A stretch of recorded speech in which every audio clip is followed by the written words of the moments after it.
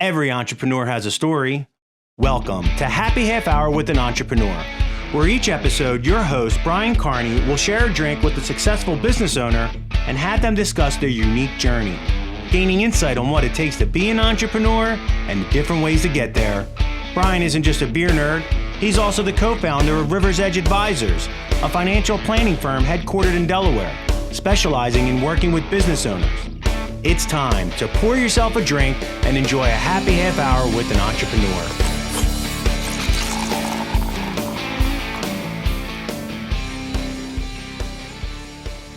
Hey everyone, welcome to Happy Half Hour with an Entrepreneur. I am your host, Brian Carney. I'm really excited because for the first time today, we're actually going to have two guests at the exact same time. So this is brand new territory for the podcast.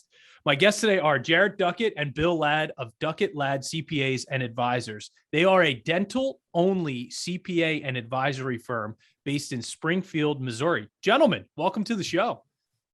Hey, Brian. Thanks for having us, man.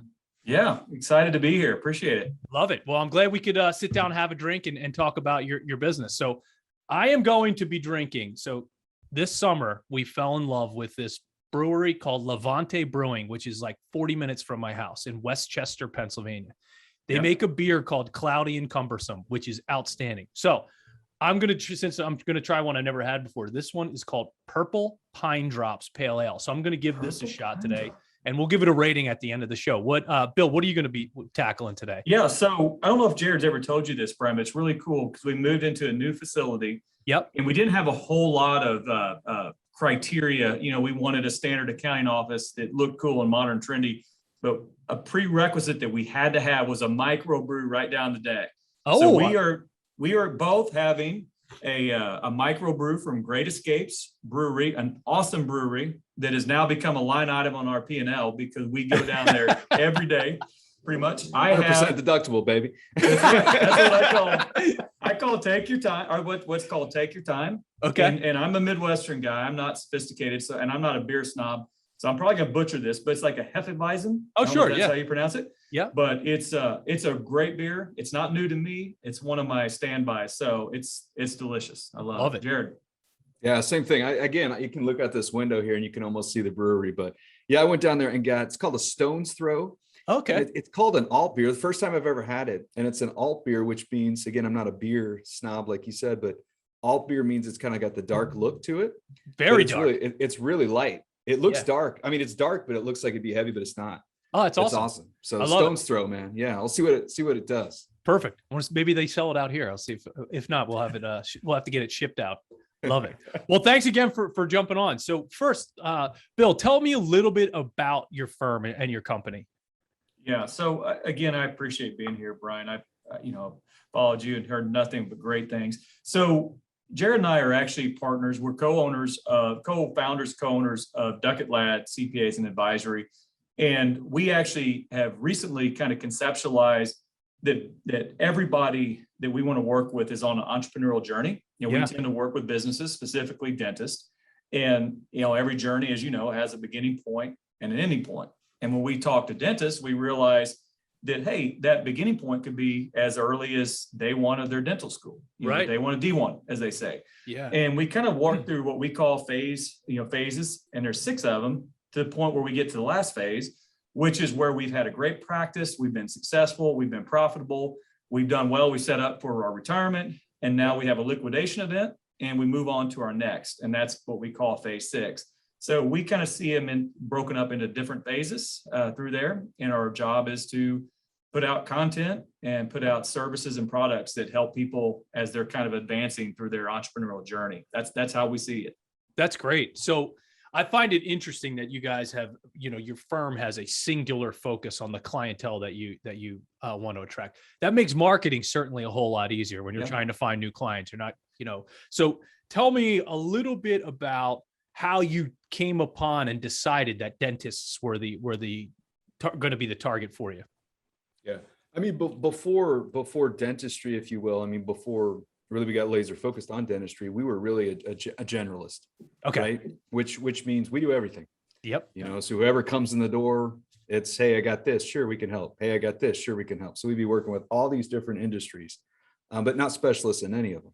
Yep. So again, we decided to get laser focused. We were very intentional on that. And the reason dentistry is, and a lot of people say this, but we work with several of them already. Right. And we loved working with them. Yep. You know, their businesses parallel kind of our businesses. We're service-based businesses. Once we started work with them, we enjoyed working with them. And once you get in and help one dentist, again, help them make their life better. Yeah. That's fun. You want to Right. go on to the next and really just figure out how to help them. So really we had a couple at the beginning, started working with more and more, got in different groups, and it just made sense to dive deep, and we've never looked back. It's a blast. That's great. So we've had our mutual friend, Dr. Paul Goodman, on the program before. And, you know, picking dentists is interesting because he's pretty adamant about speaking out about the fact that a dentist goes to dental school and learns how to be a dentist, but doesn't ever learn how to run a business or own a business. And that seems like an area where you guys really can help them. Has that helped you in the decision to make that laser focus? Yeah, 100%. And I even go back and say, guess what? It's not just dentists. We Yes. went to school to learn accounting. Do you Right. think they taught us how to run a small business? Of course not, right? Yep. Nobody, I mean, that's just not an emphasis. Maybe it's better now, but when we were coming through, it wasn't. And certainly it's not in dental school. So what happens is you kind of go through and you learn to become a very good technician, Yep. right? And you want to come out and you come out and you're probably going to find a job, you know, in the dental space as an associate working for somebody else, a W-2 type employee. But still, there's some of us out there who are wired a little bit different, have that entrepreneurial bent. And they're like, hey, you know, I don't want to work for somebody else the rest of my life. Maybe my Right. dad was a dentist, or maybe I had a family member, or maybe I just don't like people tell me what to do. Maybe I want to chart my own course, right? Sure. Yeah. Create a different office. Paul Goodman, you know, Right. you think he could be an employee for somebody? Of course not, right? That's Right. just not how he's wired. So they jump out.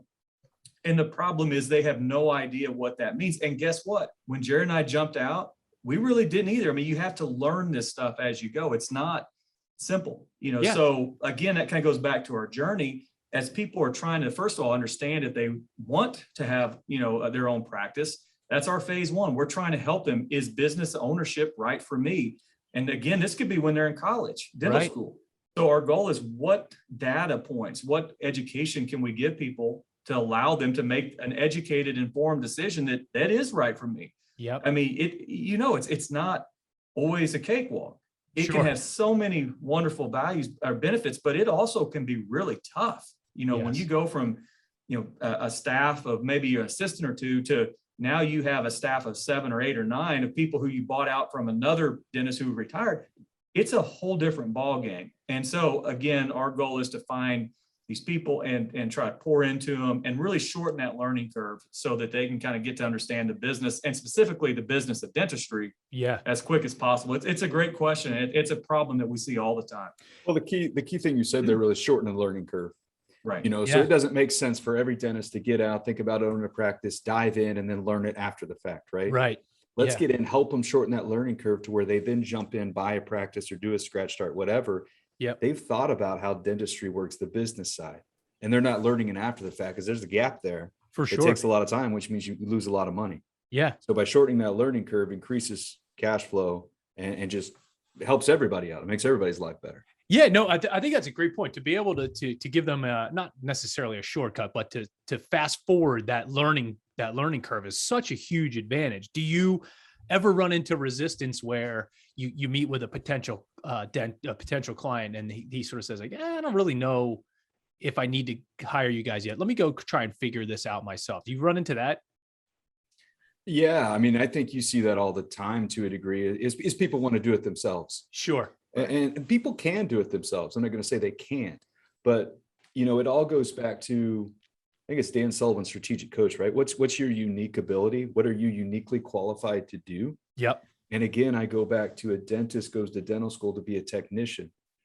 You know, be a technician. They can be a CEO, grow group practices, etc., but leverage other people's knowledge to help them get there. Yep. Instead of them do it all on their own. Yeah, that And makes one it. thing I'll add to that, Brian, too, is I think that was an important lesson that took us a while to learn. And that kind of was the change between being a generalist and really focusing in on a niche specialty, we realized we had to come up with an ideal client, Right. an avatar, because there are literally going to be some people who are going to look at what we do and say, no, that's not what we want, whether it's for budget purposes, whether it's for commitment purposes, whether it's something that they can't conceptualize what that means.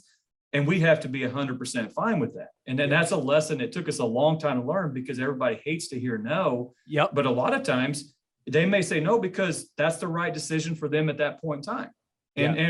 And for us as well, sometimes we have to say no. So, and sometimes that may change over time if they kind of give it a go and it doesn't work. And our goal is to try to help however we can. And somewhere down the road, our cross may our paths may cross again. Right. But in the meantime, not everybody's going to be a right fit for us. And I'm sure with your business as well. No, you're right. We deal with this all the time. And it takes a little bit of time to get comfortable with the fact that you're not trying to make every person a client. And you can you can have the realization like, hey, there are people that can do it themselves. I'm not trying to get them to be clients anymore. Let them be happy. There's plenty of people out there that need our help. So let's just focus on that group instead.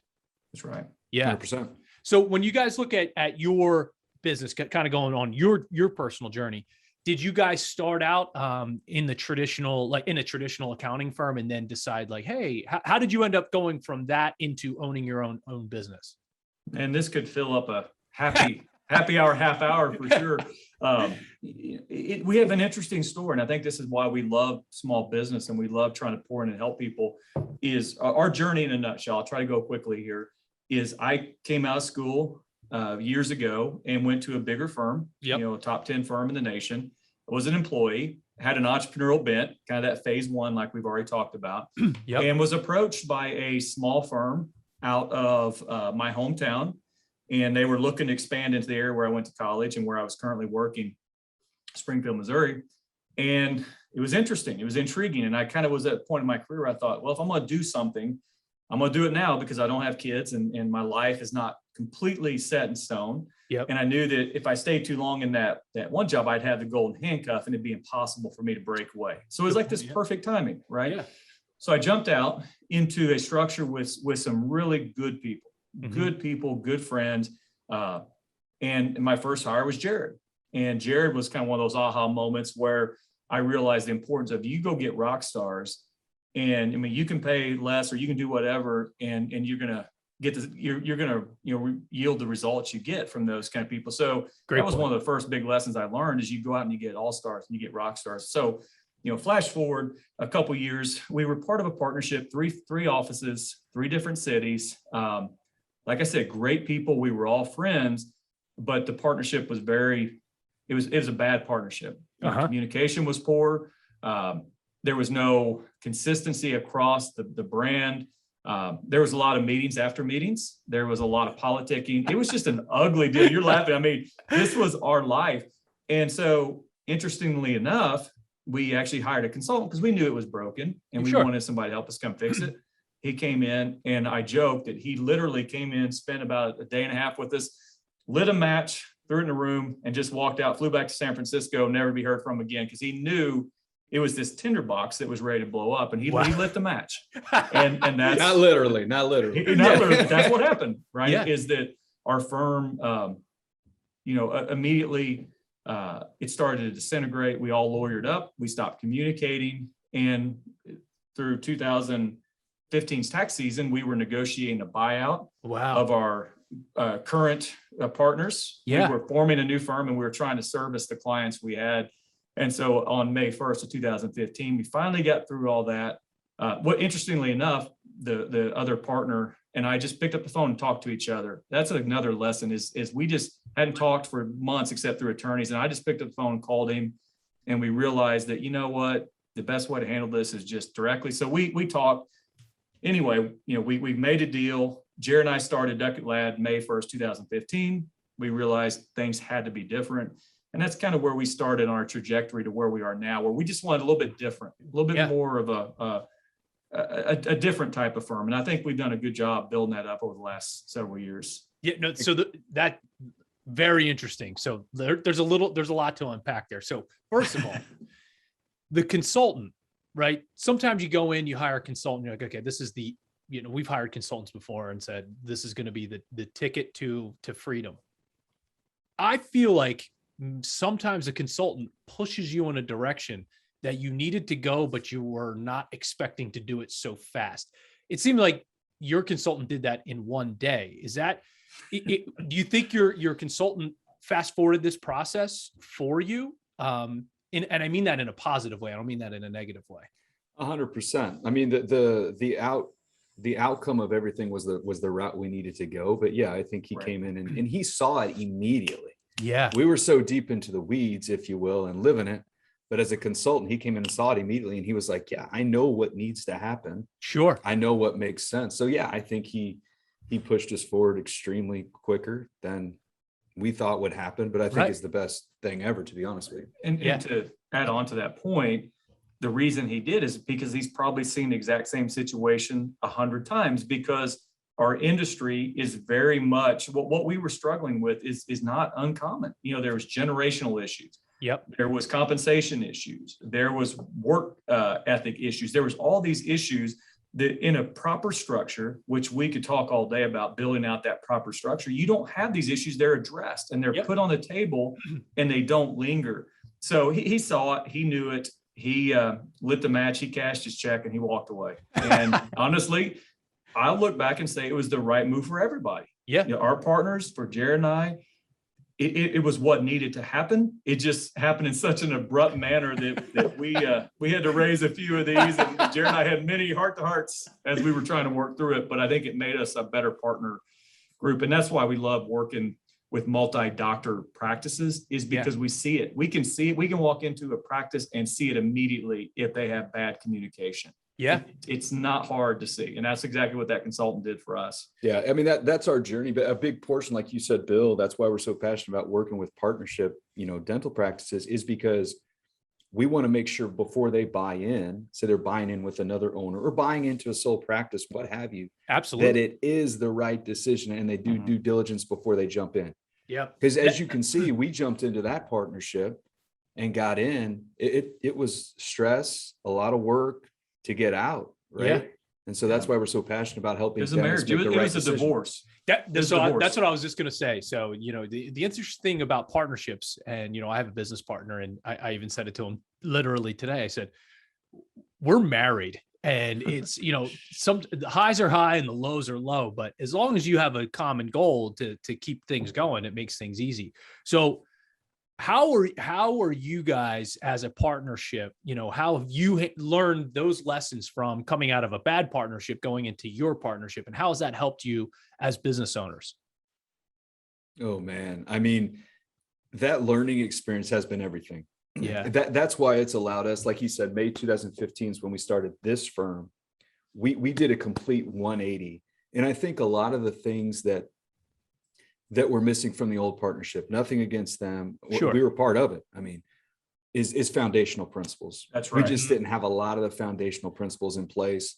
A lot of times I talk about the bar stool, right? We're here having a beer right now, but sitting on a bar stool, it has 4 legs, right? Yep. And that bar stool has 4 pillars of business that we talk about, which is leadership, team and talent, growth with profitability, and systems and processes. Mm-hmm. And if you can get those 4 legs of the bar stool good sitting on the ground, that's a very good solid bar stool, which builds the business. Yep. If you're missing 1, 2, 3, it's hard to sit on a 1-legged, 2-legged, 3-legged bar stool. You're going to fall right over. Yep. You're going to fall right over. So right. I think what we did is got those in place, and I realized very quickly we were missing those, such as the mission, the vision, core values, et cetera. And that getting those in place just allowed us to scale. And let me jump in real quick, Brian, because kind of getting back to our journey, we told you, phase 1 is really where you try to figure out business ownership right from you. Phase 6 is you've moved on, you passed your practice. Well, phase 4 is right after you buy your practice, and it's setting the foundation, the bar stool, exactly what Jared said. And what we found is that with our previous firm, we were stuck in the rut of phase 4 because we never took the time to get the foundational concepts right. We had no idea why we existed, who we were. We had no idea what our core values were, what was important to us, how we were going to interact with each other in the community, our people. And so that's what we tend to find is a lot of times businesses get stuck in this rut, and it's affecting their mentality, their profitability, their marriages, everything, because they don't have foundational stuff. So Jared's 100% right.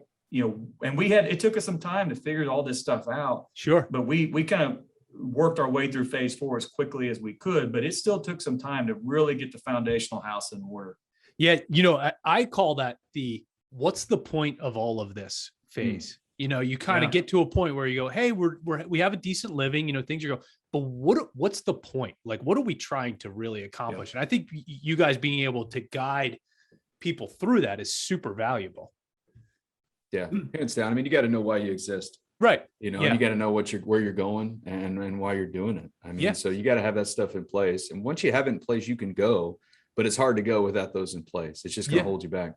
Now, one of the things that I find interesting, and it's come up multiple times in the conversations that I've had with other business owners, and I'm interested to see if you've dealt with this with your clients, where they put together their goal and they create some arbitrary income number, $250,000, $400,000, $1 million a year. And then they get there and they go, now, okay, that was fine. Now what? Have you had to help guide some of your clients through that sort of difficult time where they set a goal, they get to it and they're like, okay, now what? Yeah, there's no doubt. And I think one thing we've learned is that it's really easy to set arbitrary, in your example, revenue numbers, but they really have no meaning tied to them. Yes. And there's really no dissection of what does that mean? Because we can help somebody grow all day long and they're losing money. I mean, there's more nuance to it. I'll say that. But if I'm understanding your question correctly, I think it's more important to really get to what is your purpose and what are you trying to accomplish and what's going to have the impact that you want to leave with your family, with your business, with your life.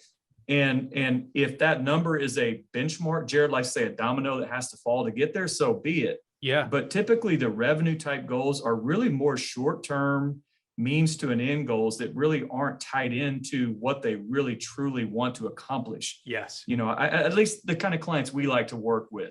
That's just a means to an end. That's an engine. And really, we tend to find that you need to go a little bit deeper than that, or you will hit a number and you're like, well, okay, we've hit all our goals. Now what? Now what? Exactly what you're saying. That's legitimate. And that can happen. So you have to have a little bit more introspection, look a little deeper in my experience. That's 100%. And a lot of people, you mentioned the dominoes. A lot of people set up those goals as dominoes to hit the last one, right? Because why are you stacking up dominoes? To knock them all over, right? Sure. Or to make the last one easier to knock over. It's the momentum theory.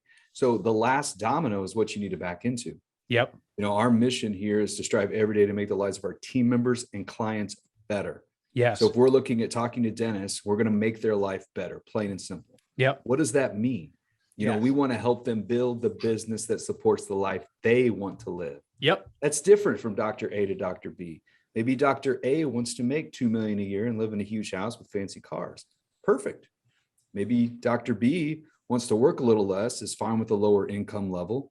And so they're different stories. We need to back into what that life is like. Yep. And then reverse engineer the business to support that life. Because in the end result, your business supports your life, not vice versa. That's a great point. There's a guy who does a ton of podcasts named Michael Kitces. He's a financial planner. He's sort of like the financial planner guru.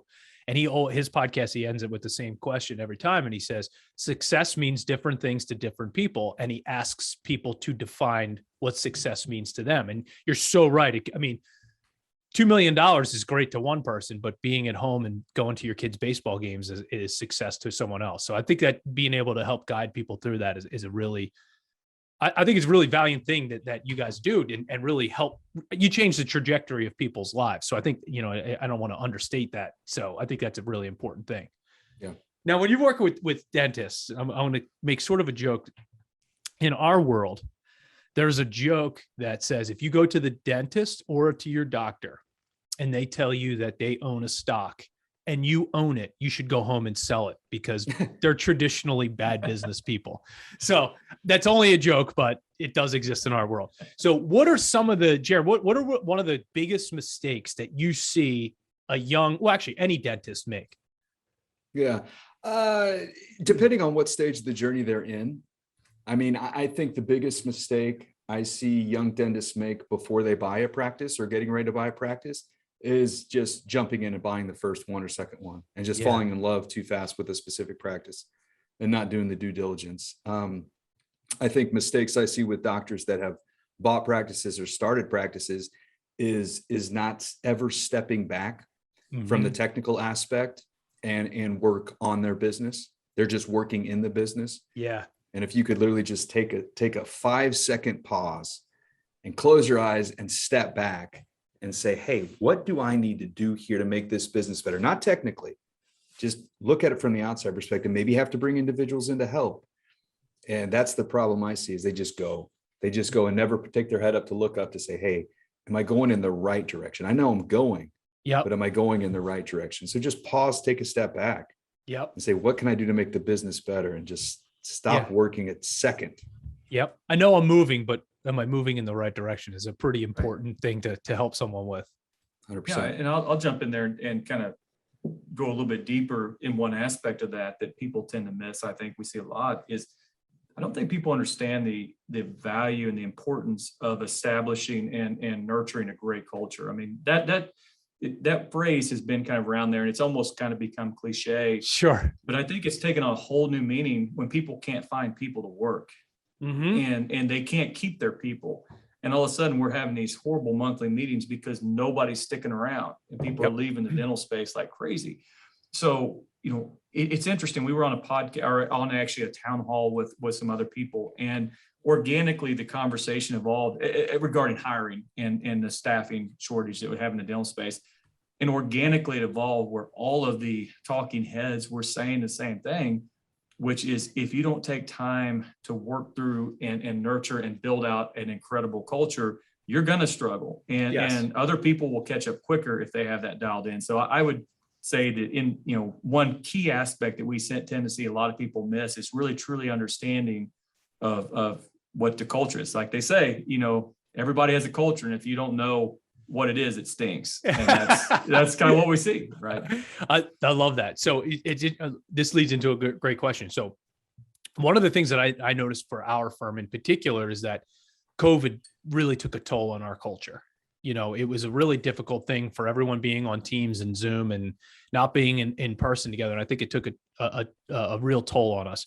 So how did the pandemic affect you guys and how did you manage through that? COVID was a mixed bag for us. We actually had this question a couple of days ago in another podcast or some other situation. And it was really interesting. We both kind of looked at it in two different ways. You know, I think when Jared was thinking this through his perspective, which is 100% right, is it completely accelerated our strategic timeline of moving to become more of a progressive remote workforce type of firm immediately. I mean, because you had no choice. We had no choice. Yeah. And I was really proud of our team. We were able to mobilize and go home. You remember that March week, everything happened, within 24 hours, we were working remote but we had been kind of building towards that. It just forced our hands. So that was good. From a client perspective, I think what it really allowed us to do was focus in and say, hey, at this point, we have to realize that our necks are on the line, just like everybody else's. Dentists, we work with dentists. They are shut down. So what are we telling our dentists to do? You need to lean up and really be aware of what cash is going out the door. And that includes what's paid to us. So it really forced us to really evaluate how we served our clients. And I'll give my partner, Jared, a ton of credit because he worked crazy hours to try to build out cash flow management software and all this kind of stuff that our clients could use to try to help manage through this pandemic. And I think it really dialed in why we do what we do and why it's important for our clients. So I look at it and say in a crazy way, COVID turned out to be a really good thing for the trajectory of our firm and kind of how we see the world and how we interact with our team and our clients. Yeah, a lot of people see CPAs, and a lot of CPAs think about this themselves, is that they're just transactional. They're just tax preparers, or they're just, they just provide a transaction. I mean, trusted advisor is what CPAs are. And that's what the services they need to provide, where they provide value. And I think COVID allowed us to show where, we need to help people. People need help from us. And COVID was just it just showed it so much about how they can help everybody get better. That's such a great point. We sometimes say some accountants are really good at forensics. They're really good at telling you what happened. So you guys had the opportunity to shine because arguably dentistry, you could kind of throw in there with hospitality and restaurants were decimated. So you guys had the opportunity to shine for your clients and really provide them proactive advice. And, obviously it turned out to be a successful thing for you. So that's great. Yeah, it's what you said. It's the hindsight, insight, and foresight. It's just helping people in the insight and foresight about where they're going.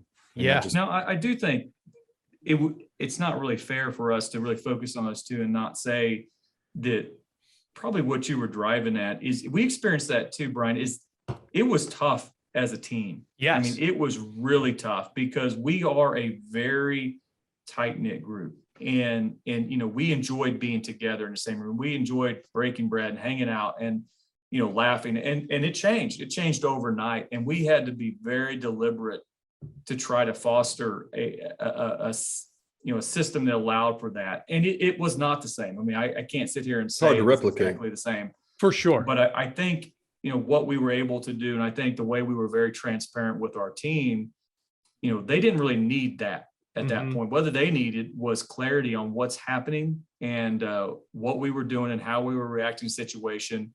And that's what we tried to give them. And I think that pivot really helped build a lot of trust and loyalty. And I think we've kind of rebounded now and found ways to still be that cohesive team while still keeping a lot of the open book transparency running. And that's been another way it's helped us out. Yeah, that's true leadership there to be able to help your employees see through the dark times. So that's great.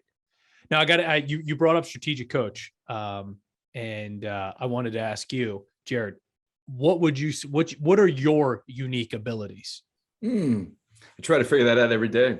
No, it's I think that's a great question. I mean, I think if I were to say, it's hard to say what your own unique abilities are. I mean, everybody needs. There you go. There you go. I like that. Yeah, go ahead. Jared and I are the yin and the yang. Yeah. And Jared's unique ability that I love about having him as a partner is any conceptual idea you have that will help our team or our client, he can take and in very rapid succession have a workable model that we can test out and roll out. Yeah. And that is a huge thing. He's an implementer. He is a guy that can take ideas and put them to work and execute and monitor, and they roll. Yeah. And that's something I'm very fortunate to have.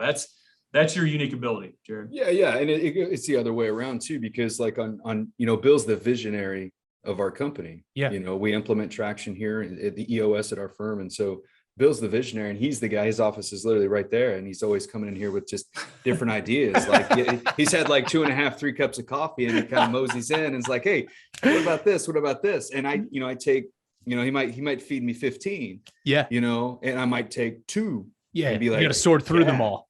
Yeah. Like that one, I see that. So he sees the issues. He sees what needs to happen. He sees where everything's going and he can pick those things out.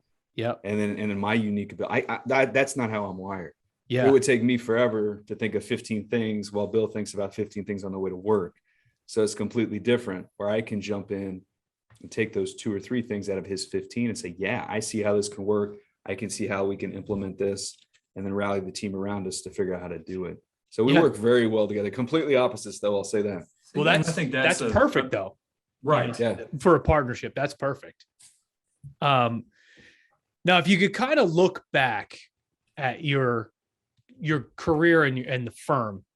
All right. I've got sort of 2 questions. Number 1, have you ever spent money as well as you did on that consultant in hindsight? Have you ever gotten a better ROI? And number 2, what was the darkest time for you? Ooh. So, Goodness. yeah, I'll jump in.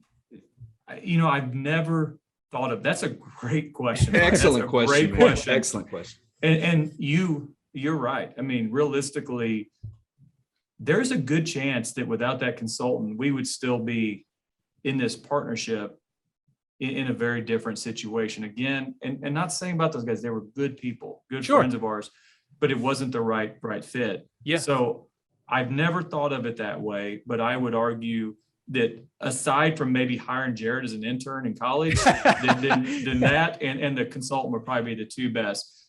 I think I can speak for both of us unequivocally by saying that tax season in 2015, when we were going through this and we were dealing through attorney channels, and there was a sense of hopelessness that we had that you can't describe. And again, that's why I just tell people, you said it, partnerships are like marriages. And we kind of crystallized it that we were like battling spouses going through a divorce, and guess who our kids were? They were our clients that we still had to kind of shield and take care of. And it was sickening. I mean, it was gut wrenching. I mean, I'm sure I think, yeah, it was really, really tough. I mean, that may sound good, but it was the hardest trough we've ever been at least my opinion, Jared. Yeah, those are great questions, Brian. I mean, I think I can't think of any better ROI than with the consultant and getting to where we are today. I mean, of course, I look at it. I mean, our team is just dynamite, absolutely dynamite here. So the ROI we get from being lucky enough to work with them every day is just extremely huge. But yeah, during that time, I think that was by far the darkest time. I can remember sitting in an attorney's office, and Bill was right there, and he was going through partnership agreements and all that stuff. And he was just kind of shaking his head like, guys, I don't know how you're going to get out of this. Yeah. And I remember just kind of looking out the window and like, this can't be right. But it's the truth, you know? I mean, that's why we're so passionate about doing the due diligence before you jump into partnership, is make sure you know the outs, make sure you know what it takes to get out. But that would be the time, man. I could picture just sitting, staring right out the window. What I saw, it was, but we're here today and we're better for it. There's no better way to guide your clients than saying, oh, I've been there. I know exactly what you're feeling, you know, and I think that allows you to give great advice. So I'm going to end on a positive. Now you're 6 years removed from that. Can you look back at a time and think, that's the moment I realized that this is the greatest decision we ever made and we couldn't be happier about it? Is there a singular moment, or is it just multiple little moments over the course of time? Jared, we'll start with you. Yeah. Man, you got a lot of great questions, Brian. I don't know if I could crystallize a single moment. A couple of things come to mind. Just seeing what impact our services and how we can help clients, to me, with the consulting and the value added stuff, to me makes all the difference in the world. Before that, we weren't doing a lot of that. It was transactional stuff, which just got the job done and check the box. Now we can provide impact and value and actually live out that mission. You know, I'll kind of toot our own horn here. I don't like to do that often, but we've been voted the, best accounting firm to work for, the top 100 twice in that 6 years. And that means the world to me, because that means that the culture's dialed in, the people, our team members love working here. And that means we're doing something right. So those two things are huge to me. That's great. So I would look back, and there was a point in time right at the very tail end of our negotiations where it was the fine tuning. The agreement was done in principle. You know, you always have kind of, when you're doing a deal, in the back of your mind, is this thing going to blow up last minute? But it was pretty much there. Yeah. And I'd had that conversation with my partner, and we realized we kind of regained our humanity and had that discussion. And it was really powerful. But what it did is it freed me to start thinking about the future at that point. And I'll never forget, there was a time where I was walking my dog. We kind of live out in the country. We were just kind of walking down the lane. And I just started thinking about what we wanted to become. And it just started, it's like this lightning bolt moment where it just started coming to me. This is why we exist. The same reason we exist today, our purpose and core values, all this stuff just started hitting me, like all this stuff we went through, it is never going to happen again. And so I actually went back and like pounded out a bunch of, like a manifesto, I guess you could say. Like a Jerry Maguire manifesto. Exactly right. That's exactly right. And I sent it to Jared, and his reaction just, was blew me away. We were so pumped about it. And I think at that point, we're like, all right, this, it's time. It's go time. Let's go. And I'll never forget that kind of lightning bolt moment where we realized that we had the ability to dictate Yep. where we were going and who we were going to be. And it was so freeing that I think it's kind of given us the wind behind ourselves ever since. And Yep. it keeps us going. Love I it. remember that message too. And I saw it, and in me, my implementer mind immediately is like, okay, this is great, but we got to do this, and this. And then I went back and I'm like, no, he's exactly right. He started building the bar stool from that message. Yeah. And in essence, what he did right there was build the bus and pointed it in the right direction. And then we just opened up the door and said, who wants to get on? Love So it. that was the start really of Duckett Ladd right there, is that pounding out dog walk down the lane deal is he in essence, I mean, made the core values, the mission, the vision right there. That's That awesome. was the start of it. Yeah, it's awesome. I love it. Well, this is great. You guys were awesome. I really loved having you guys on. Love ending on a high note too. Absolutely. So if you guys would like to know a little bit more about Duckett Ladd, please go to duckettladd.com. If you want to connect with me on Untapped, my username is brcarney7. To hear how our firm helps business owners with their financial planning, visit riversedgeadvisors.com. And to hear past episodes of the podcast, go to happy-half-hour.com. Now, the moment of truth, purple pine drops, Levante, love it. This is delicious. I'm going to give this a 4.5 out of 5. I'll definitely would drink it again. Ooh. So can we ask questions at this point? Please. Okay. So I'm guessing there's kind of a little piney after, a kind of piney note. What tell us what that means there. Yeah. So it's got a little, you know what? That's an interesting question. Let me see if it has a description. It doesn't really have a description. They usually give it a big write-up. It is a pale ale, which is sort of like on the lighter side, and has a little bit of notes of not like Christmas tree-ish, but in the neighborhood. But I enjoy that taste, and I am a beer nerd, so that does make me like that. That might not sound attractive to everyone, but I'm into it. I love it. Now, Great Escapes. How are we? How are you guys rating those? I know you've had those multiple times, but on a scale of 1 to 5.